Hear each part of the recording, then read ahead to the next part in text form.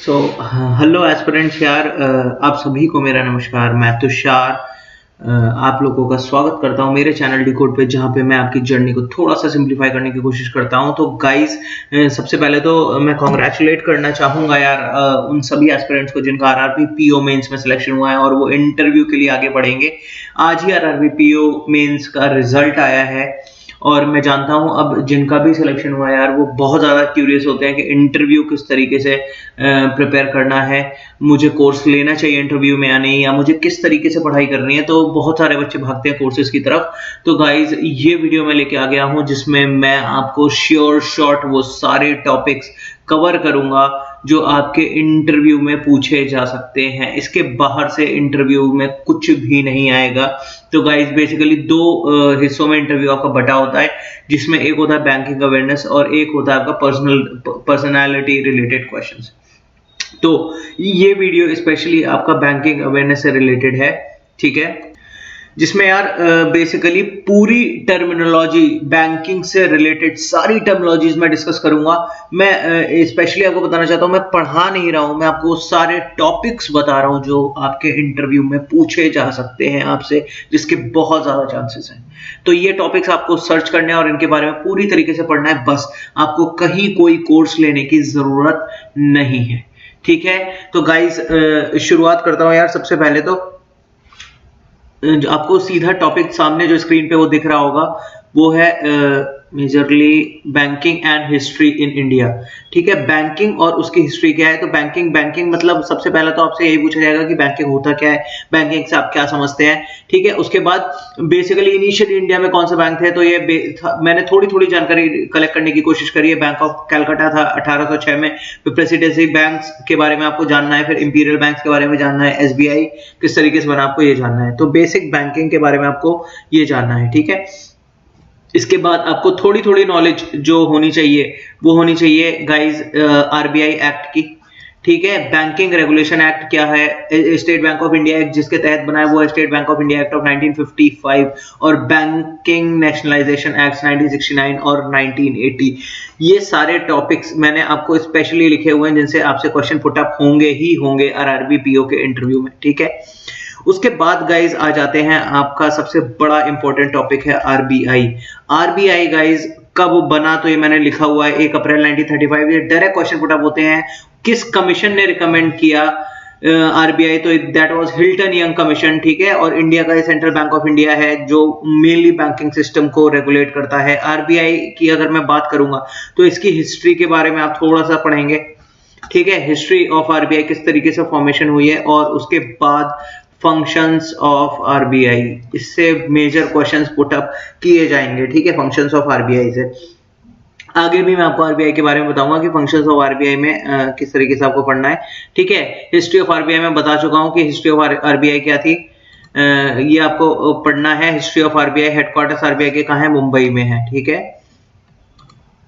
Formation of RBI, history of RBI हो गया। उसके बाद बात कर लेते हैं आरबीआई के बाद जो आ जाता है टॉपिक सबसे इंपॉर्टेंट, वो है आपका नेशनलाइजेशन ऑफ बैंक्स। तो पहला नेशनलाइजेशन 1969 में 14 बैंक्स का हुआ। उसके बाद सेकंड नेशनलाइजेशन 1980 में 6 बैंक्स का हुआ। और इसमें एक इंपॉर्टेंट क्वेश्चन ये पूछा जाता है, व्हाई नेशनलाइजेशन की जरूरत क्यों पड़ी थी, हमें क्यों नेशनलाइज करने थे। तो इसका सीधा सिंपल सा आंसर था कि यार पहले सब अलग अलग तरीके से अपने हिसाब से बैंकिंग सिस्टम चला रहे थे, बैंकिंग या लोगों से लेन देन करने की कोशिश कर रहे थे, और जो भी बैंक्स थे उस टाइम पीरियड पे वो अपने अकॉर्डिंग चीजें करते थे। कोई रूरल पीपल को लोन नहीं देना चाहता था, रूरल एरियाज में नहीं बढ़ना चाहते थे आगे, तो इस वजह से गवर्नमेंट को अपने अंडर लेने की जरूरत पड़ी बैंक्स को, ठीक है। आंसर मैंने आपको बेसिकली बता दिया है, फ्रेम आप करिएगा सर्च करके, ठीक है। इसके मेजर रीजंस ऑफ नेशनलाइजेशन क्यों क्या थे, ठीक है। उसके बाद रीजन देखिए यहाँ पे लिखा भी हुआ है, मैंने आपके लिए फॉर्म किया है। सोशल वेलफेयर करना, ठीक है, क्रेडिट कंट्रोल को अपने हाथ में लेना, और बैलेंस रीजनल डेवलपमेंट मतलब अलग अलग रीजन्स में इक्वली डिस्ट्रीब्यूट करना अपनी ब्रांचेस को, ठीक है। उसके बाद यार अगर मैं बात करूं तो टाइप्स ऑफ बैंक्स एक टॉपिक है कि बैंक कितने टाइप्स के होते हैं। तो इसमें यार मैं बता देता हूं आपको। सबसे पहले तो मेजरली इसमें आता है शेड्यूल्ड कॉमर्शियल बैंक्स, शेड्यूल्ड। दूसरा होता है नॉन शेड्यूल्ड, और तीसरा होता है ये डेवलपमेंट बैंक्स, ये थर्ड कैटेगरी है डेवलपमेंट बैंक्स, ठीक है। और फोर्थ कोऑपरेटिव बैंक बता देता हूँ। कोऑपरेटिव बैंक जो होते हैं ये कमर्शियल बैंक जो शेड्यूल बैंक का टाइप है, जो शेड्यूल बैंक्स के ही कैटेगरी में आते हैं ये कमर्शियल बैंक्स, जो सेकंड पॉइंट में लिखा हुआ है कमर्शियल बैंक्स और कोऑपरेटिव बैंक्स। ठीक है, शेड्यूल बैंक बेसिकली जो आरबीआई के शेड्यूल को फॉलो करते हैं that are called schedule banks. ठीक है, बेसिकली कमर्शियल बैंक्स और कोऑपरेटिव बैंक्स। ठीक है, समझ में आ गई बात। और non schedule banks local area banks. Local area banks क्या है, मनी लेंडर्स लोकल एरियाज में भी होते हैं जो फाइनेंस पे आपको पैसे देते हैं और बहुत मनचाहा ब्याज वसूलते हैं, तो वो कौन से आरबीआई की गाइडलाइन से वो गवर्न नहीं होते हैं। तो सच एनी सच ऑर्गेनाइजेशन और एनी सच बॉडी और any such person are termed as non scheduled banks. ठीक है, जो कि आरबीआई के शेड्यूल को फॉलो नहीं करते हैं। ठीक है, समझ आ गई बात। उसके बाद यार आगे बढ़ जाते हैं। तो अगर मैं बात करूं तो अभी मैंने आपको बताया है डेवलपमेंट बैंक्स की। अगर मैं बात करूं तो दो तरीके के मैंने अभी आपको बैंक बताए थे। कमर्शियल में आपको मैंने आपको बेसिकली बताए थे शेड्यूल बैंक्स में कमर्शियल बैंक्स और कोऑपरेटिव बैंक्स बताए थे। और यहां से देख लीजिए ये टाइप्स ऑफ बैंक्स में थर्ड टाइप था आपका डेवलपमेंट बैंक्स का। ठीक है, तो अब हम बेसिकली दो टाइप जानेंगे। एक टाइप्स ऑफ कमर्शियल बैंक हमको पढ़ना है, इसमें इंपॉर्टेंट जो है ये है कमर्शियल बैंक्स और टाइप्स ऑफ डेवलपमेंट बैंक्स। ठीक है, ये टॉपिक्स आप एक जगह लिख लीजिए। ये टॉपिक्स आपको पूरे कवर करने हैं, बेसिक थोड़ा थोड़ा नॉलेज आपको सबके बारे में होना चाहिए। तो गाइस अगर मैं डेवलपमेंट बैंक्स के टाइप्स की बात करूं तो नाबार्ड है, ठीक है, सिडबी है, एक्सिम बैंक है और नेशनल हाउसिंग बैंक है। ठीक है, इनके बारे में जब मैं इनकी बात करता हूं तो इनके बारे में कंप्लीट डिटेल्स की मैं बात करता हूं। कंप्लीट डिटेल्स में क्या होता है, नाबार्ड क्या करता है, कब बना था, फंक्शंस क्या हैं और बेसिकली इसकी पूरी हिस्ट्री। ठीक है, सिडबी के बारे में सेम थिंग, एक्सिम के बारे में सेम थिंग और नेशनल हाउसिंग बैंक के बारे में सेम थिंग। और हाँ, करंट चेयरमैन हमेशा याद रखिएगा सारी बॉडीज का। यहाँ जितने भी बॉडीज जितनी भी टर्मिनोलॉजी में लिख रहा हूँ इसकी आपको बेसिक डिटेल्स हिस्ट्री तो पता होनी चाहिए। उसका करंट एमडी सीईओ चेयरमैन क्या है, वो भी कौन है, ये भी पता होना चाहिए। ठीक है, इतनी बात समझ में आ गई। तो यार डेवलपमेंट बैंक्स की अगर मैंने बात कर ली है, अब आ जाता हूँ कमर्शियल बैंक्स के टाइप्स पे। ठीक है, मैंने अभी आपको बोला था कि कमर्शियल बैंक्स आपको पता होना चाहिए। तो कमर्शियल बैंक बेसिकली क्या होते हैं, public sector banks, private sector banks, foreign banks, regional rural banks, RRBs. Public sector banks आप समझ ही गए होंगे जिनके लिए आप तैयारी कर रहे हो मेनली। ठीक है, bank of India, bank of Baroda, Canara, ये सब पब्लिक सेक्टर बैंक्स हैं जिनमें गवर्नमेंट के थोड़े से शेयर्स हैं। प्राइवेट सेक्टर की अगर मैं बात करूं तो प्राइवेट सेक्टर बैंक्स हो गए एक्सिस, एचडीएफसी, आईसीआईसीआई, ये सब मेजरली प्राइवेट जो होल्डर्स हैं वो होल्ड करते हैं। फॉरेन बैंक्स की मैं बात करूं तो यार कुछ फॉरेन बैंक्स हैं जिनके इंडिया में ब्रांचेस है, जैसे कैथोलिक सीरियन बैंक हो गया, डीबीएस बैंक हो गया, ठीक है, सिंगापुर का। ठीक है, और भी बहुत सारे फॉरेन बैंक्स हैं। ठीक है, आपका स्टैंडर्ड चार्टर्ड फॉरेन बैंक है। ठीक है, रीजनल रूरल बैंक्स के बारे में आपको मैं आगे बताऊंगा कि आपको पूरी तरीके से टॉपिक पढ़ना कवर करना है। ठीक है, तो कमर्शियल बैंक्स और इनके टाइप्स के बारे में भी हमने बात कर ली है। ये टॉपिक भी आप पढ़ के जाएंगे पूरा का पूरा। ठीक है, तो गाइज अगली टर्मिनोलॉजी आती है डिफरेंशिएटेड बैंकिंग की। अगली टर्मिनोलॉजी आती है जिसमें मेनली आप इसमें बेसिकली डिफरेंशिएटेड बैंकिंग होती क्या है यार, बैंकिंग से थोड़ा सा अलग। बेसिकली बैंक क्या करते हैं कि लिमिटेशन, कुछ अगर लिमिटेशन लग जाती है बैंकिंग में, जैसे बैंक्स डिपॉजिट लेते हैं और लोन देते हैं, तो अगर कोई भी ऐसी बॉडी जो पूरी तरीके से बैंकिंग की फंक्शन नहीं कर रही है, that terminology is termed as differentiated banking. और डिफरेंशिएटेड बैंकिंग मेजरली करता कौन है यार, डिफरेंशिएटेड बैंकिंग आपको देखने को मिलेगी मेनली स्मॉल फाइनेंस बैंक्स और पेमेंट्स बैंक्स में। ठीक है, इनके स्पेसिफिक ऑब्जेक्टिव्स के साथ खोले गए हैं। ये बैंकिंग के पूरे फंक्शंस नहीं करते हैं, ये दोनों ही। ठीक है, तो अब आपको यहाँ पे बहुत इंपॉर्टेंट टॉपिक अराइज होता है कि स्मॉल फाइनेंस बैंक्स होते क्या हैं। ठीक है, स्मॉल फाइनेंस बैंक्स होते क्या हैं या पढ़ेंगे। ये मैंने थोड़ा स्मॉल फाइनेंस बैंक्स थोड़ा मैंने लिखा हुआ है। अनसर्व सेक्शंस को सर्व करते हैं, accept deposit and give small loans, छोटे लोन्स देते हैं। ठीक है, उसके बाद मैंने पेमेंट्स बैंक के बारे में थोड़ा लिखा हुआ है। पेमेंट बैंक बेसिकली यार deposit up to a limit I think इसकी 2 लाख है। ये जब भी मैं यहाँ लिख रहा हूँ ये मैं आपको कंप्लीट ये नहीं है इन्फॉर्मेशन, आप पूरी इन्फॉर्मेशन सर्च करेंगे और पढ़ेंगे। मैं आपको बेसिकली इस वीडियो इसके जरिए मैं आपको सिर्फ टॉपिक्स बता रहा हूँ जो आपके 100% जरूरी है इंटरव्यू के लिए, और ये भी अश्योर कर रहा हूँ कि इससे बाहर कोई भी टॉपिक नहीं पूछा जाएगा, आई अश्योर यू दिस। ठीक है, और कोई भी लेंडिंग एक्टिविटी नहीं करते। देखिए मैंने अभी बोला था ना बैंकिंग सिस्टम को लिमिट करते हैं, तो ये कोई भी लेंडिंग एक्टिविटी यानी कि आपको कोई पेमेंट वगैरह लोन्स वगैरह नहीं देंगे। अंडरस्टूड। और ये 2 लाख तक ही डिपॉजिट करते हैं, जबकि एसएफबीज में ऐसी कोई लिमिट है नहीं। तो सबसे important question, one of the most important question ये बनता है इंटरव्यू का, ये एसएफबी वर्सेस पेमेंट बैंक्स, इन दोनों में डिफरेंस क्या है। तो गाइज ये सबसे पहला डिफरेंस आपको दिख ही गया है कि इसकी लिमिट नहीं होती है एसएफबी में कोई भी डिपॉजिट करने की। पेमेंट बैंक्स में ये लिमिट होती है 2 लाख की। स्टिल आप सर्च कर लीजिएगा, ये 2 लाख ही है आई थिंक, ठीक है। दूसरी चीज, एसएफबीज कुछ स्मॉल हद तक, कुछ अमाउंट तक लेंड कर सकते हैं मनी, ठीक है, लेकिन पेमेंट बैंक्स ये चीज नहीं कर सकते हैं, ठीक है, अंडरस्टूड। तो ये 2 मेजर डिफरेंस हैं एसएफबीज के, और इनके टाइप्स तो आपको पता ही होना चाहिए स्मॉल फाइनेंस बैंक्स के।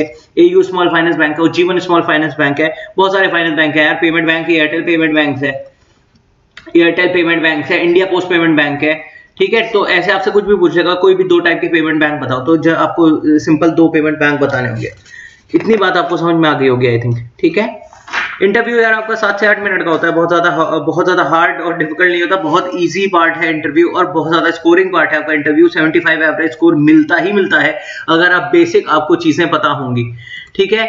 कुछ बेसिक टर्मिनोलॉजीज के बारे में ये पता कर लीजिएगा। बैंकिंग टर्म्स, वर्चुअल बैंकिंग किसको कहते हैं। वर्चुअल बेसिकली क्या, नाम से ही समझ में आ रहा है आपको, बैंक में ब्रांच में जाने की जरूरत ना पड़े और आप बाहर से ही अपनी बैंकिंग ऑपरेट कर पाए, that is called virtual banking, ठीक है। नैरो बैंकिंग होती है बेसिकली बैंकिंग विदाउट रिस्क। तो रिस्क इन्वॉल्वमेंट क्या है, लोन्स नहीं दोगे, अगर लोन्स नहीं दोगे तो ऑब्वियसली बैंक ने अपना रिस्क कम कर दिया, that is termed narrow banking. Universal banking is banking के सारे ही वर्क जो किए जाते हैं, that is called as universal banking. तो ये बेसिक टर्मिनोलॉजीज है बैंकिंग की, ये आपको पता होनी चाहिए, ठीक है।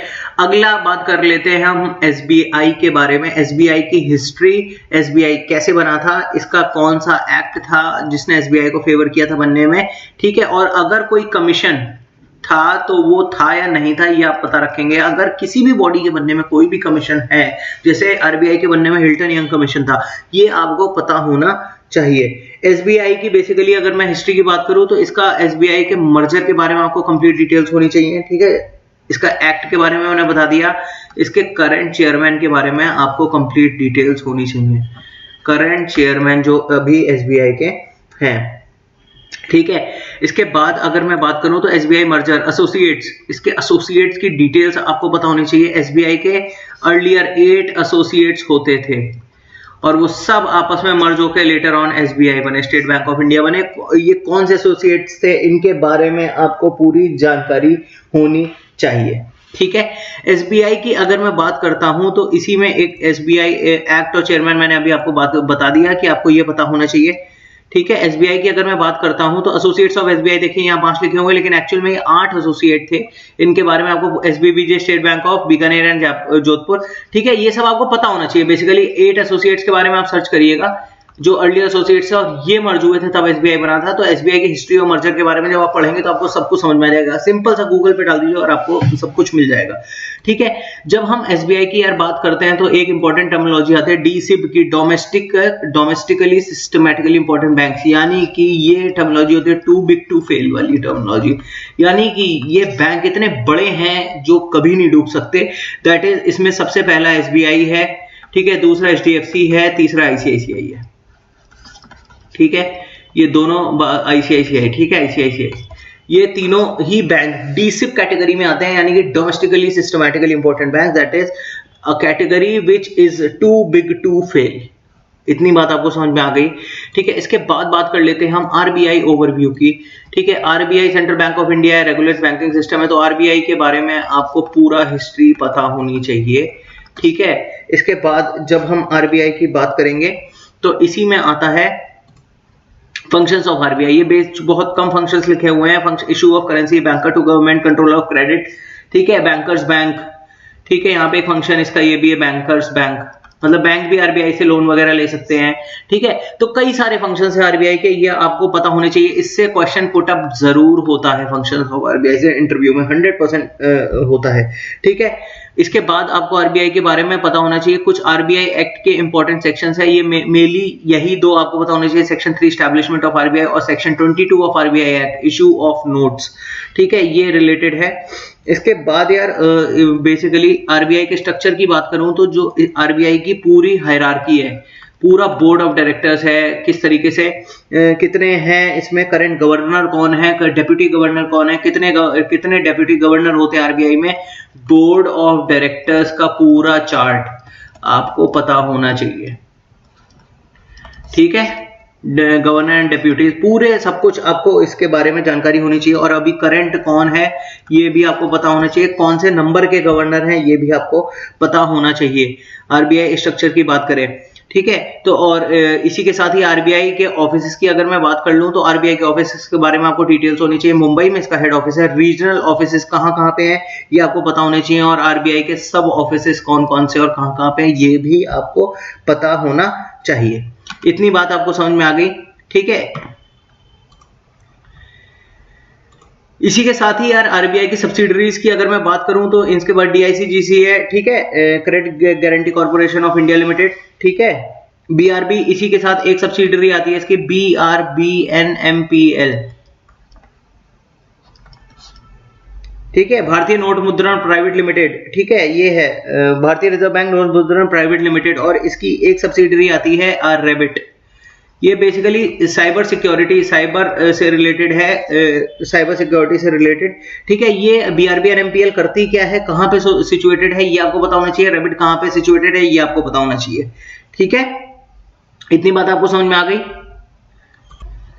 गाइज यहाँ पे जो चीजें लिख रहा हूं वो बहुत इंपॉर्टेंट है, जो लिखी हुई हैं इन स्लाइड्स में, और जो एक्स्ट्रा मैं लिख रहा हूं उनसे आपका क्वेश्चन पुट अप किया ही जाएगा। ये बात आप ध्यान से सुन लीजिए और ध्यान से समझ लीजिए। ठीक है, करेंसी नोट्स की अगर मैं बात करूं तो गाइज 1 to 2000 के नोट्स की सारी डिटेल्स आपको पता होनी चाहिए, डिटेल्स ऑफ नोट्स। ठीक है, डिटेल्स ऑफ करेंसी नोट्स पता होनी चाहिए। और करेंसी नोट्स और कॉइन्स की अगर बात कर रहा हूं 1 to 20 की, तो गाइज एक सवाल आपके दिमाग में खुद से आ जाना चाहिए कि नोट्स प्रिंट किए जाते हैं और कॉइन्स मिंट की जाती हैं, तो जो प्रिंटिंग प्रेस है वो 4 प्रिंटिंग प्रेस है नोट्स के लिए, ये मैंने आपको बता दिया, नासिक, देवस, मैसूरू और साल्बनी। और जो मिंटिंग प्रेस है यानी कि जहां पे कॉइन्स बनाई जाती हैं वो मुंबई, कोलकाता, हैदराबाद और नोएडा में है 4। ठीक है, ये आपको समझ में आ गई। ये मिंटिंग की आई थिंक 5 यूनिट्स हैं यार। ठीक है, एक यूनिट और है वो यहाँ पे मेंशन नहीं है, वो देख लेना। इसके बाद मैं आपको बता देता हूँ एक चीज और, यहाँ पे अगर आपको जानकारी लग रहा है कि कुछ कम है तो हो सकती है यहाँ पे जानकारी कम, आप जब सर्च करेंगे तो आपको बेटर जानकारी मिल जाएगी। अंडरस्टूड?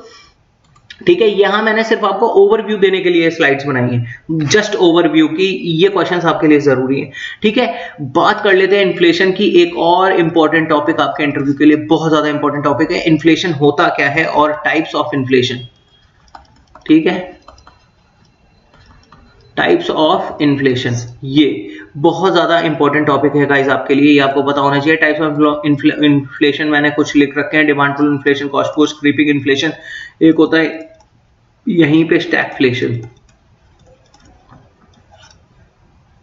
ठीक है, ये सारी चीजें आपको पता होनी चाहिए। इन्फ्लेशन जब आप पढ़ लेंगे तो उसके बाद इंपॉर्टेंट टॉपिक आता है monetary policy. Monetary policy is policy by RBI to control money supply. Money supply या इन्फ्लेशन कंट्री में कंट्रोल करने के लिए आरबीआई लाता क्या है, मॉनेटरी पॉलिसी लाता है। ठीक है, बेसिक अगर आपसे पूछा जाएगा मॉनेटरी पॉलिसी होती क्या है, तो द पॉलिसी जो आरबीआई लाता है मनी सप्लाई को कंट्रोल करने के लिए हमारी कंट्री में, इन्फ्लेशन को कंट्रोल करने के लिए, that is called as monetary policy. तो भाई मनी सप्लाई को कंट्रोल करता है आरबीआई। ठीक है, तो एक सवाल आपका ये यहाँ पे डेवलप होगा कि 2 मेथड्स होते हैं, मैं आपको यहाँ पे बेसिक बता देता हूँ, वो मैंने लिखा नहीं है। एक होते हैं क्वांटिटेटिव मेथड्स, जिनके बारे में बताया गया है इस वाली स्लाइड में, क्वांटिटेटिव मेथड्स, और पहला मेथड है, और दूसरा मेथड है qualitative methods, qualitative methods of cost control. ठीक है, क्वालिटेटिव मेथड्स। तो बेसिकली मेनली हमारे लिए क्वांटिटेटिव मेथड्स जरूरी है। क्वांटिटेटिव मेथड्स के भी 2 टाइप हैं। ठीक है, क्वांटिटेटिव मेथड्स के भी 2 टाइप हैं, डायरेक्ट मेथड्स ऑफ कंट्रोल और इनडायरेक्ट मेथड्स ऑफ कंट्रोल। ठीक है, तो मेनली हम पढ़ेंगे क्वांटिटेटिव मेथड्स, आपको पता होने चाहिए, जिससे कि आरबीआई मॉनेटरी जो इन्फ्लेशन है वो हमारे कंट्री में कंट्रोल करता है। तो सबसे ये है, ये यहाँ पे जो डिस्कस करे गए डायरेक्ट मेथड्स करे गए। ठीक है, क्वांटिटेटिव के डायरेक्ट मेथड्स की बात हो रही है। ये तो ये है गाइज रेपो रेट, ये सबसे पहले तो आ जाता है इसमें रेपो रेट। ठीक है, CRR, cash reserve ratio, statutory liquidity ratio, ये तीनों ही बहुत इंपॉर्टेंट है और इनसे ही क्वेश्चंस बहुत ज्यादा पूछे जाते हैं, हर इंटरव्यू में ऑलमोस्ट क्वेश्चन आते हैं। आईबीपीएस पीओ में भी पूछे गए हैं, आरआरबी पीओ में भी पूछे जाएंगे, प्रीवियस ईयर्स में कई बार क्वेश्चन आ चुके हैं। होते क्या है ये, बेसिकली इनके बारे में आपको पूरा पता होना चाहिए। तो गाइस ये तो मैंने बात कर ली डायरेक्ट मेथड्स की, ठीक है। अब मैं बात कर लेता हूं इनडायरेक्ट मेथड्स की, ठीक है, कि इनडायरेक्ट मेथड्स क्या है। तो इनडायरेक्ट मेथड्स की अगर मैं बात करूं गाइस, तो इनडायरेक्ट मेथड्स देख लीजिए यार, होते क्या है। तो इनडायरेक्ट मेथड्स में रेपो रेट आता है, आई एम सॉरी यार, रेपो रेट उसमें मैंने डायरेक्ट मेथड्स में लिख दिया था, वो इनडायरेक्ट मेथड में है। रेपो रेट उसमें नहीं है, वो डायरेक्ट मेथड्स थे, ठीक है। रेपो रेट उसमें नहीं है डायरेक्ट मेथड्स में, ठीक है। रेपो रेट आता है, रिवर्स रेपो आता है, ये सब पूछे जाएंगे। रेट होते क्या है, बस इनके बारे में आपको बेसिक डेफिनेशन पता होनी चाहिए, ठीक है। बैंक रेट क्या होता है, ठीक है। उसके बाद आ जाता है मार्जिनल स्टैंडिंग फैसिलिटी, MSF क्या होता है, ठीक है। उसके बाद आ जाता है ओपन मार्केट ऑपरेशन। तो ये चार ऊपर के आपको बहुत इंपॉर्टेंट और बहुत अच्छे से आपको पढ़ने हैं। ये इनडायरेक्ट मेथड्स हैं, indirect quantitative methods of inflation control, ठीक है। इनके बारे में मैंने आपको बता दिया, जो आपको पता होने ही होने चाहिए इनडायरेक्ट मेथड्स, ठीक है। ये पढ़ लीजिएगा। अब बात कर लेते हैं क्वालिटेटिव मेथड्स की। तो क्वालिटेटिव मेथड्स ये बहुत ज्यादा इंपॉर्टेंट नहीं है, क्रेडिट रैशनिंग, मॉरल सुएशन, ठीक है, बेसिक से मेथड्स हैं, ये बहुत ज्यादा इंपॉर्टेंट नहीं है, ठीक है। नाबार्ड हिस्ट्री की अगर मैं बात करूं तो बात कर लेते हैं इंपॉर्टेंट बैंक। अब देखिए धीरे धीरे हम उस पर आ रहे हैं, जो मैंने आपको बताया था डेवलपमेंट बैंक के टाइप्स पे। मैंने आपको वहां पे भी कहा था, जब मैंने डेवलपमेंट बैंक के टाइप्स बताए थे फर्स्ट स्लाइड में, तो मैंने आपको ये कहा था कि ये सारे जितने हैं नाबार्ड, NHB, एक्जिम, ठीक है, इन सब के बारे में आपको पता होना चाहिए। तो ये आ गया नाबार्ड की हिस्ट्री आपको पता होनी चाहिए। स्टैब्लिश 1982 में हुआ है, उसका चेयरमैन जो होते हैं वो गवर्नमेंट अपॉइंट करती है, कौन है ये आपको पता होनी चाहिए। कोई सी कमीशन जिसने नाबार्ड की बनने को रिकमेंड किया वो आपको पता होनी चाहिए, अगर है तो, ठीक है। नाबार्ड से ही रिलेटेड एक स्कीम है local lead bank scheme. Lead bank scheme ये क्या होती है, इसके बारे में आपको जानकारी पूरी तरीके से होनी चाहिए। फंक्शंस ऑफ नाबार्ड भी, ऑब्वियसली जब भी कोई बॉडी लिख रहा हूं तो हिस्ट्री, उसके फंक्शंस तो बहुत ही ज्यादा इंपॉर्टेंट हैं। NABARD functions on rural credit, RRB supervision, ठीक है। रीजनल रूरल बैंक्स अगला टॉपिक आ जाता है नाबार्ड के बाद, क्योंकि मेनली RRBs नाबार्ड जैसे, मतलब मेनली RRBs जो होते हैं वो रूरल एरियाज को वो करते हैं, बैंकिंग सर्विसेज देते हैं। तो RRBs होते क्या है, ठीक है, ये आपको पता होना चाहिए। स्पॉन्सर कौन होता है, PSU बैंक्स होते हैं। गवर्नमेंट के और स्पॉन्सर बैंक के कितने शेयर होते हैं इसमें, ये सब आपको पता होना चाहिए, ठीक है। कितना परसेंटेज होता है, पूरा बेसिकली RRB का बेसिक इन्फो आपको पता होना चाहिए। अभी करेंटली इंडिया में कितने RRBs हैं, ठीक है, ये सारी चीजें आपको पता होनी चाहिए।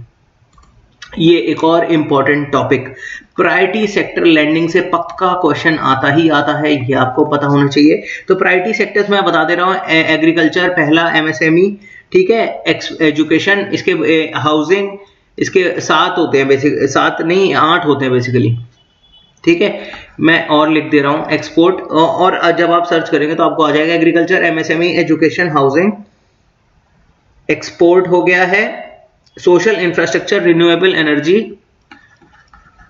सोशल इंफ्रास्ट्रक्चर, यहां पे आ गया रिन्यूएबल एनर्जी, और ये एक लास्ट आ गया सेल्फ हेल्प ग्रुप्स, SHGs। ये इसमें सबसे ज्यादा इंपॉर्टेंट है। सेल्फ हेल्प ग्रुप्स होते क्या हैं, ये आपको पता होना चाहिए। प्रायोरिटी सेक्टर लेंडिंग से आपको प्रॉपर क्वेश्चन पुट किया जाएगा। सबसे पहला क्वेश्चन तो यही होता है कि प्रायोरिटी सेक्टर लेंडिंग से आप क्या समझते हैं। तो बैंक्स कुछ सेक्टर्स को हमेशा प्रायोरिटाइज करती हैं लोन्स देने में। तो ये कौन से सेक्टर्स हैं, ये सारे सेक्टर्स आपको याद होने चाहिए, एकदम मतलब वर्ड टू वर्ड याद होने चाहिए। और जो सेल्फ हेल्प ग्रुप्स है इसी में, ये होते क्या हैं, इनके बारे में आपको कंप्लीट नॉलेज होनी चाहिए। अगर प्रायोरिटी सेक्टर से कोई क्वेश्चन आएगा तो वो यही आएगा, ठीक है। एक और चीज, प्रायोरिटी सेक्टर लेंडिंग को किस कमिटी ने सजेस्ट किया था, किस कमिटी ने इंट्रोड्यूस कराया था, तो that is Raghuram Rajan sir की कमिटी। रघुराम राजन हमारे एक्स गवर्नर RBI के,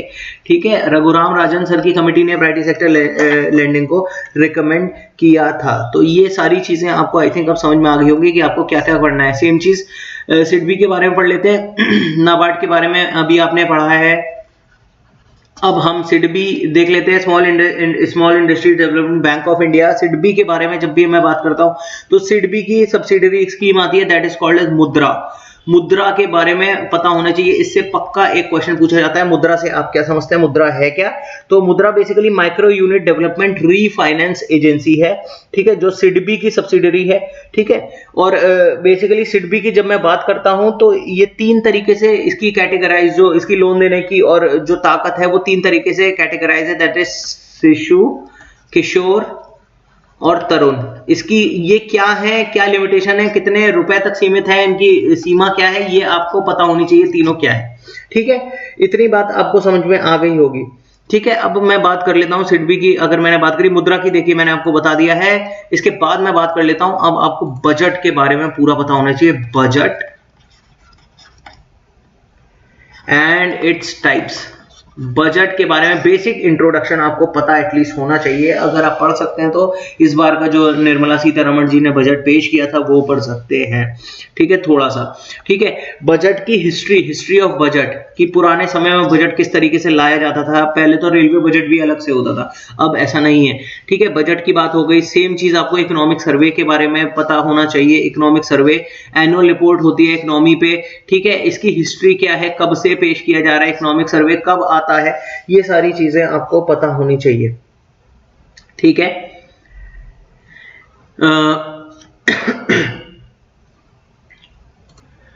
तो गाइज इसके बाद आ जाता है important topics, that is types of financial markets की terminology. Types of financial market. Financial market की अगर मैं बात करूं, डीलिंग ऑफ मनी कहां पे होता है, either it is money market या कैपिटल मार्केट, ठीक है। इन दोनों ही के बारे में हम बेसिक इन्फो पढ़ेंगे। Money market basically govern by RBI, ठीक है, लेन देन होता है इसमें, ठीक है।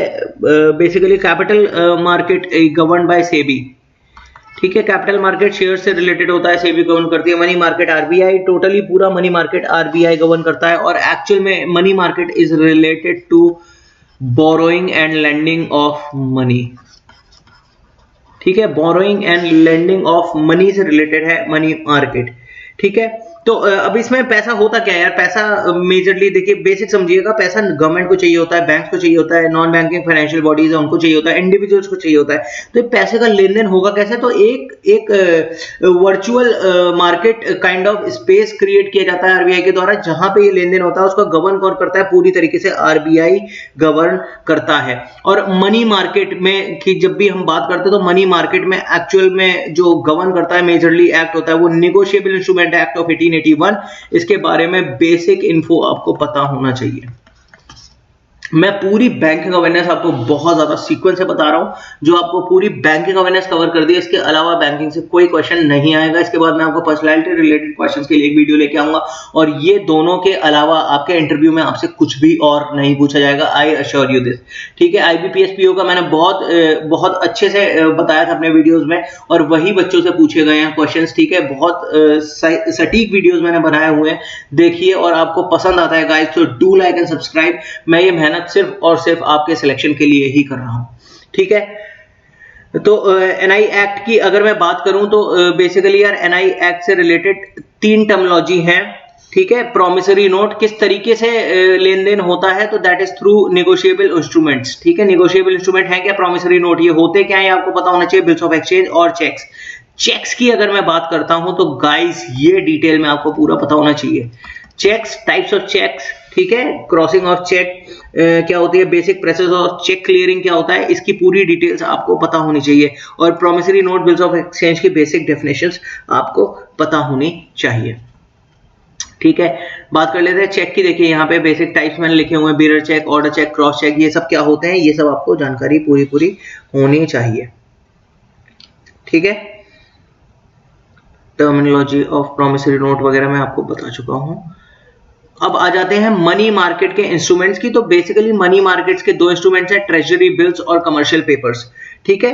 अब प्रोमिसरी नोट मैंने आपको बताया था स्टार्टिंग में, प्रोमिसरी नोट, ट्रेजरी बिल्स, ये जो ट्रेजरी बिल्स हैं और ये जो कमर्शियल पेपर है, इनमें डिफरेंस क्या होता है, ये आपसे पूछा जा सकता है इसमें, ठीक है, ये इन तीनों में डिफरेंस क्या होता है बेसिकली मैं आपको बता देता हूँ। प्रोमिसरी नोट्स होते हैं वो इंडिविजुअल्स के लेन देन के लिए होते हैं।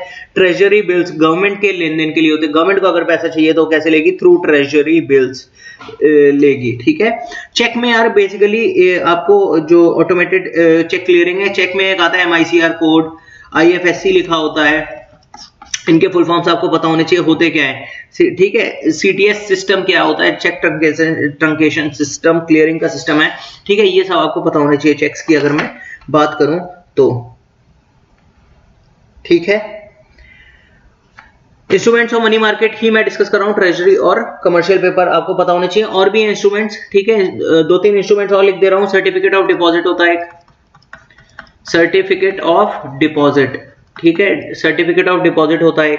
ठीक है, इसके बाद होता है ways and means advances, WMA, ways and means advances. और एक होता है CBLO, collateral borrowing lending obligation, CBLO। इन सब के, इन पांचों के बारे में आपको बेसिक इन्फो होनी चाहिए, जिसमें मेनली है ट्रेजरी बिल्स और कमर्शियल पेपर। ये मेन है जो आपको जानकारी जिसकी होनी ही होनी चाहिए।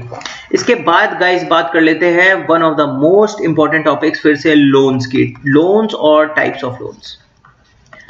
ठीक है, मेनली तो आपसे ये पूछा जाता है, कुछ लोन्स के टाइप बता दिए, पर्सनल हो गया, होम हो गया, एजुकेशन हो गया, गोल्ड हो गया।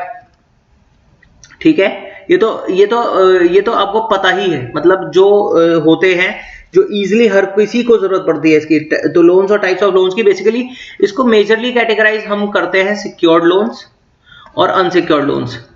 ठीक है, मेजर कैटेगराइजेशन है। सिक्योर्ड लोन्स और अनसिक्योर्ड लोन्स क्या होते हैं यार, जिसमें कोई सिक्योरिटी रखते हैं, that is called as secured loans.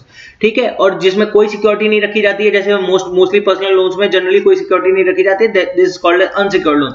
Unsecured मतलब यार बैंक को ऑब्वियसली अगर आप लोन ले रहे हो और सिक्योरिटी नहीं रखी है तो बैंक को लॉस होने के ज्यादा चांसेस, आप नहीं लौटाओ तो। अंडरस्टूड। तो जब सिक्योरिटी की बात आती है तो गाइस 3 चीजें आती हैं सिक्योरिटी में, किस तरीके से हम रखते हैं चीजें, that is through pledge, through mortgage and through hypothecation. ये तीनों टर्म्स क्या होते हैं ये आपको पता होने चाहिए। हाइपोथेकेशन, ठीक है, ये तीनों ही टर्म्स क्या होते हैं कॉन्सेप्ट ऑफ सिक्योरिटी में, तो ये आपको पता होना चाहिए। इतनी बात समझ में आ गई? ठीक है, अच्छा एक बेसिक क्वेश्चन इसमें ये भी आता है, लोन्स की बात मैं करता हूं तो लोन्स और एडवांसेस में डिफरेंस क्या है? एडवांसेस और लोन्स में डिफरेंस क्या है? लोन्स होते हैं लॉन्ग टर्म, एडवांसेस होते हैं short term. Short term as in CC हो गया, ओडी हो गया, ओवरड्राफ्ट हो गया। ठीक है, ये सारे शॉर्ट टर्म्स होते हैं, मतलब कि थोड़े टाइम पीरियड के लिए आपको ओडी दे देता है बैंक कि आप यूज करिए, जितना यूज करेंगे उससे इंटरेस्ट देंगे आप। ठीक है, और लॉन्ग टर्म लोन्स होते हैं। तो ये डिफरेंस है लोन्स और एडवांसेस में। ठीक है, और एक और चीज ध्यान रखिएगा, लोन जब नहीं देते हैं तो वो एसेट एनपीए कंसिडर किया जाता है, और एडवांसेस जब नहीं दिए जाते हैं बैंक को वापस तो वो आउट ऑफ ऑर्डर बोला जाता है। ठीक है, होता है ना लोन में एनपीए हो गया, एनपीए तो आपने सुना होगा, आउट ऑफ ऑर्डर कभी नहीं सुना होगा, तो मैं आपको बता दे रहा हूं। ठीक है, इतनी बात आपको समझ में आ गई? एक चीज और यार, लोन्स की अगर मैं बात करी जाएगी तो यार एक बहुत इंपॉर्टेंट सा क्वेश्चन यहाँ पे अराइज होता है कि एनपीए की अगर मैं बात करूं तो एनपीए में भी आपको बता दूंगा, अभी सुन लीजिए। एनपीए एग्रीकल्चर में कैसे काउंट होता है? अगर क्रॉप्स पे लोन लिया गया है तो कैसे काउंट होगा? तो भाई शॉर्ट टर्म क्रॉप्स जो होते हैं, जैसे मेज हो गया, तो 2 क्रॉप साइकिल तक ये काउंट होता है। अगर 2 क्रॉप साइकिल मतलब 2 सीजन तक अगर आपका पैसा वापस नहीं आता है तो that is declared as NPA. और लॉन्ग टर्म क्रॉप्स के लिए जैसे शुगर केन हो गया, गन्ना हो गया, 1 साइकिल तक अगर आपका पैसा नहीं आता है तो that is termed as NPA. समझ में आ गया कि एग्रीकल्चर के केस में एनपीए किस तरीके से डिसाइड किया जाता है। ठीक है, एनपीए की बेसिक डेफिनेशन मैंने आपको बता दी है कि किस तरीके से होती है। एनपीए क्लासिफिकेशन पे आते हैं हम। ठीक है, ये इंपॉर्टेंट है, समझ लीजिएगा, मैं ही समझा दूंगा यार, क्योंकि मैं ऑलरेडी बैंक में रह चुका हूं तो ये सब टॉपिक्स मेरे लिए बहुत इजी हैं और मुझे समझाने में भी आपको अच्छा लगेगा, बहुत अच्छे तरीके से समझा पाऊंगा। तो बेसिकली एनपीए 90 डेज तक होता है। जैसे मान लीजिए आपका लोन आपको 31 मार्च को आपकी ईएमआई जाती है, मान लीजिए एग्जांपल दे रहा हूं, 31 मार्च को जाती है, उसके 90 डेज तक अगर आपने ईएमआई नहीं चुकाते हैं तो that is termed as NPA. ठीक है, अगर 90 दिन के अंदर अंदर आप उसकी ईएमआई दे देते तो एनपीए नहीं होता है। ठीक है, एनपीए होने के बाद 90 दिन के बाद, यानी कि मार्च, अप्रैल, मई, जून, 31 जून के बाद दैट विल बी जो क्लासिफाइड है, that asset particularly will be classified as an non performing asset for the bank. ठीक है, नॉन परफॉर्मिंग एसेट के टाइप्स होते हैं। टाइप्स क्या होते हैं? सब स्टैंडर्ड, डाउटफुल और लॉस एसेट। ठीक है, ये 3 टाइप्स हैं। अब ये 3 टाइप्स गाइस आप समझ लीजिए कि ये होते क्या है। ठीक है, ये 3 टाइप्स मैं आपको अभी बता देता हूं कि बेसिकली ये होते क्या है। तो सबसे पहला तो यार ये टाइप आ गया सब स्टैंडर्ड टाइप। ठीक है, तो सबसे पहले टाइप की अगर मैं बात करूं तो दैट इज सब स्टैंडर्ड टाइप। सब स्टैंडर्ड टाइप बेसिकली होता है एनपीए बनने के बाद। कब बना था एनपीए? 30 जून को बना था एनपीए। एनपीए बनने के 1 साल बाद तक अगर पेमेंट नहीं होता है, टिल 1 ईयर, तो ये कैटेगरी क्या रहता है? सब स्टैंडर्ड एसेट की कैटेगरी में रहता है ऐसा कोई भी लोन। ठीक है, दूसरा आ जाता है आपका डाउटफुल एसेट। डाउटफुल एसेट क्या होता है? ये आपसे डायरेक्टली क्वेश्चन पुट अप किए जाएंगे कि आप डाउटफुल एसेट से क्या समझते हैं। तो गाइस डाउटफुल एसेट में भी 3 होते हैं, D1 कैटेगरी, D2 कैटेगरी और D3 कैटेगरी। 3 कैटेगरीज होती हैं। अब मान लीजिए कोई लोन सब स्टैंडर्ड एसेट में है, मेन 90 दिन के बाद से 1 साल तक सब स्टैंडर्ड एसेट में रहेगा। अब अगर वो 1 साल बाद तक, सब स्टैंडर्ड एसेट के 1 साल बाद तक अगर पैसे दे दिए जाते हैं तो वो D1 कैटेगरी होती है। अगर 2 साल बाद पैसे दिए जाते हैं तो दैट इज D2 कैटेगरी। मतलब सब स्टैंडर्ड एसेट में आने के बाद 2 साल बाद तक, और उसके बाद सब स्टैंडर्ड एसेट में आने के 2 साल या उससे ज्यादा होती है D3 कैटेगरी। और जब ये लोन D3 कैटेगरी में आ जाता है, इसको लॉस एसेट में शिफ्ट कर दिया जाता है। ठीक है, ऑडिटर्स RBI से इसको ऑडिट करते हैं और इसको लॉस एसेट में शिफ्ट कर देते हैं और ये बैंक के लिए लॉस एसेट मान लिया जाता है। इतनी बात आपको समझ में आ गई? ठीक है, अब सुनो कि भाई ये तो समझ में आ गया कि बैंक लोन देते हैं। अब मान लो ये लोन्स अगर नहीं चुकाए जाते हैं तो बैंक को तो बहुत भयंकर लॉस हो जाएगा। बैंक ने 100, मान लो उदाहरण के तौर पे 100 लोग को लोन दिया, 100 के 100 ने नहीं चुकाया तो बैंक तो डूब जाएगा। तो भाई बैंक क्या करता है? बैंक कुछ अमाउंट अपने पास पहले से रिजर्व करके रखता है, अज्यूम करके कि यार ये कुछ अमाउंट अगर ये हमारा नहीं आया तो हमको तब भी लॉस ना हो। ठीक है, तो वो कुछ जो अमाउंट है वो रिजर्व करके रखता है, that is called as provisioning. Provisioning banking में एक ऐसा टर्म है जो फ्यूचर एक्सपेंसेस या फ्यूचर लॉस को ध्यान में रखते हुए कुछ अमाउंट अपने पास रिजर्व करके रखने को बोलते हैं, इसको बोलते हैं प्रोविजनिंग। और ये बैंकिंग में किया ही जाता है। ठीक है, प्रोविजनिंग ऑफ एनपीए। ठीक है, बैंक सेट असाइड फंड्स, कुछ फंड्स अलग से लग देते हैं, बैकअप रख लेते हैं ताकि ये जो लॉस है, जब इनका पैसा नहीं आएगा उसके थ्रू बैंक बचा जा सके उससे। ठीक है, और ये होता क्या है? Percentage of outstanding amount. Outstanding amount क्या होता है? जैसे मान लो आपने 3 लाख का लोन था, 2 लाख चुका दिया, 1 लाख नहीं दिया तो बचा कितना है? 1 लाख। आउटस्टैंडिंग कितना है उस लोन पे? 1 लाख। तो उसका कुछ परसेंटेज बैंक्स रखते हैं एज प्रोविजनिंग करके, उसका अलग से अपने पास जमा रखते हैं। तो ये भी वही है, 3 तरीके के मैंने बताए थे आपको, सब स्टैंडर्ड एसेट, ठीक है, डाउटफुल और लॉस। तो इसमें परसेंटेज बता देता हूं मैं आपको। सब स्टैंडर्ड एसेट में यार अगर सिक्योर्ड लोन है, 1 मिनट, नई स्लाइड में ही बता देता हूं आपको। देखिए, सब स्टैंडर्ड एसेट की अगर मैं बात करूं तो मैं बता रहा था प्रोविजनिंग कैसे की जाती है। तो सबसे पहले देख लेते हैं सब स्टैंडर्ड एसेट में अगर सिक्योर्ड लोन है और दूसरा अनसिक्योर्ड। ठीक है, दूसरा है अनसिक्योर्ड लोन। सिक्योर्ड लोन में 0.15% ऑफ आउटस्टैंडिंग अमाउंट की प्रोविजनिंग करते हैं। जैसे 1 लाख बचा था, लगभग यही था ना, 1 लाख तो 15,000 रुपए लगभग वो कर दिया। ठीक है, वो कर दिया, प्रोविजनिंग कर दी। ठीक है, अनसिक्योर्ड में करते हैं 0.25% ऑफ आउटस्टैंडिंग अमाउंट। ठीक है, इतनी बात समझ में आ गई आपको। डाउटफुल में बता देता हूं। डाउटफुल में क्या करते हैं? सेम चीज सिक्योर्ड में करते हैं। डाउटफुल में सिक्योर्ड और अनसिक्योर्ड। तो भाई डाउटफुल के भी 3 कैटेगरी थे, यहां पे लिख देता हूं D1, D2, D3। ठीक है, तो इन तीनों में ही करते हैं लगभग। देखो अनसिक्योर्ड में तो तीनों में ही 100% होगा, क्योंकि हमको पता है जब डाउटफुल कैटेगरी में अनसिक्योर्ड लोन चला गया तो वो कभी वापस नहीं आएगा, तो इसकी 100% प्रोविजनिंग की जाएगी, 100% बैकअप अमाउंट इसका एक रखा जाएगा। ठीक है, इसमें D1 में होता है 25%, इसमें D2 में होता है 40% और D3 में होता है 100%। ठीक है, जो प्रोविजनिंग का वो होता है डाउटफुल एसेट में। ठीक है, सिक्योर्ड लोन्स के केस में। ठीक है, ये देखो। ठीक है, अब आ जाते हैं लॉस में। लॉस में तो भाई डूब ही चुका है, तो 100% ऐसे अमाउंट की प्रोविजनिंग की जाती है। ठीक है, अब एक कॉन्सेप्ट आता है कि अगर बैंक्स को बचना है, उनके साथ ज्यादा फ्रॉड ना हो, तो भाई एक एजेंसी है, ठीक है, credit information bureau of India limited, CIBIL बोलते हैं जिसको। इसकी रेटिंग के अकॉर्डिंग बैंक फ्रॉड्स को डिटेक्ट करता है, चेक करता है। और भी रेटिंग, और भी कई एजेंसीज हैं। ठीक है, सिबिल है, एक्सपीरियन है आई थिंक, ठीक है, कई सारी एजेंसीज हैं। तो मेनली हम सिबिल को कंसिडर करते हैं बैंकिंग सिस्टम में। मेनली जो कंसिडर किया जाता है वो सिबिल किया जाता है। बैंक ब्रांचेस और भी एजेंसीज का देखती हैं, लेकिन अगर आपका ये स्कोर अच्छा है तो आपको लोन मिल जाता है। तो बेसिकली सिबिल करती क्या है, सिबिल एक स्कोर जनरेट करती है जिसको हम बोलते हैं सिबिल स्कोर, जिससे बैंक को फ्रॉड से बचने में आसानी होती है। और ये स्कोर की रेंज होती है 300 से 900 तक।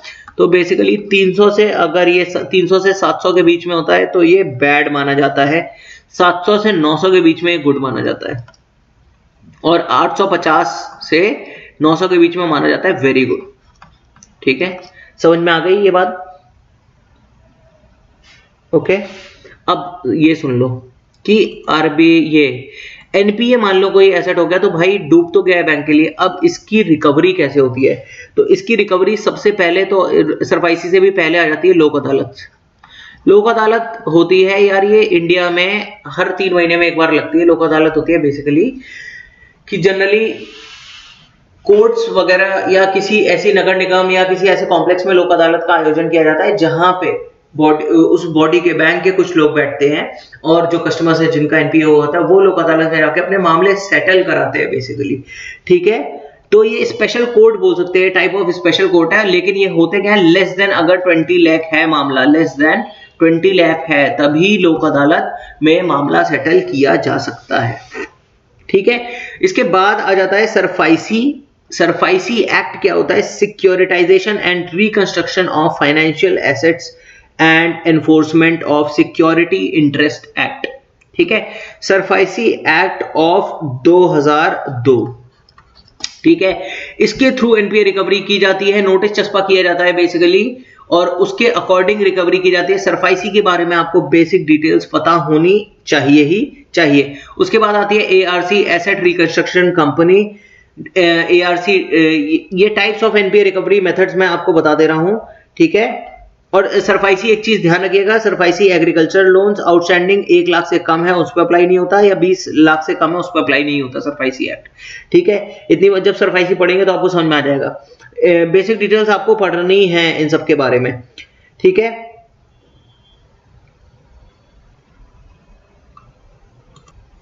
तो गाइज एआरसी के बारे में आप पढ़ेंगे, एसेट रिकंस्ट्रक्शन कंपनी। इसके बाद मैं अगर बात करूं एआरसी के बाद, तो इसी के बाद होता है, 2 होते हैं, इंसॉल्वेंसी एंड बैंक्रप्सी कोड, और एक होता है insolvency and bankruptcy board of India. तो बेसिकली क्या होता है, अगर कोई कंपनी अपने आप को दिवालिया घोषित करती है तो इस कोड के अंतर्गत उसको आईबीबीआई चेक करता है कि एक्चुअल में ये इंसॉल्वेंट है या नहीं है, और अगर ये एक्चुअल में इंसॉल्वेंट है तो गाइज इसको एनसीएलटी भेजा जाता है, national company law tribunal for merger. होता है ना कि कोई बैंक डूब रहा है, उसको मर्ज कर दिया दूसरे से तो बच जाएगा, फॉर मर्जर। तो ये करता कौन है? एनसीएलटी करता है। बेसिकली एनसीएलटी का ही एक पार्ट है NCLAT, NCLAT, appellate tribunal. NCLT से अगर कोई मामला नहीं देखा जाता है तो एनक्लैट, एनसीएलटी का जो मामला होता है उसको रिव्यू करने के लिए एनक्लैट होता है। अगर एनसीएलटी से संतुष्ट नहीं होते हैं तो एनक्लैट उस मामले को देखता है। इतनी बात समझ में आ गई? ये सब एनपीए रिकवरी के मेथड्स हैं, ये सब आपको पता होने चाहिए। एनसीएलटी के साथ ही गाइज एक आ जाता है डीआरटी और डीआरएटी, डेट रिकवरी ट्रिब्यूनल। इसी की बात के साथ ही आ जाता है डेट रिकवरी। मतलब date recovery basically recovery courts होते हैं। ठीक है, अगर अमाउंट ग्रेटर देन 20 लाख है तो डेट रिकवरी ट्रिब्यूनल्स में मामले जाते हैं और वहां पे सेटल किए जाते हैं।